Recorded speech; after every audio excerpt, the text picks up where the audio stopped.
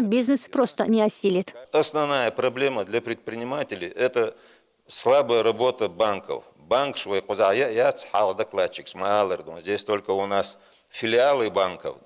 Если даже взять пример, если привести, Сбербанк, есть такой кредит доверия, который в других регионах по кредиту доверия дают до 3 миллионов рублей, а в Чеченской республике дают только 300 тысяч рублей.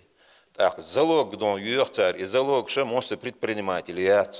Мы, когда проводили совещание с муниципальными образованиями, мы говорили, что у нас есть создан гарантийный фонд, и в этом гарантийном фонде есть средства 330 миллионов рублей, на которые мы можем Россельхозбанк, Сбербанк, Связьбанк, Сбербанк, что мы можем давать гарантию. Но, к большому сожалению, очень мало людей обратилось к нам.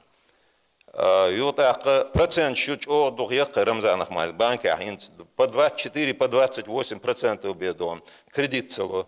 Это очень сильная нагрузка для предпринимателей. Так и ахча для вновь начинающих. Банк лучше только для тех, у кого есть кредитная история.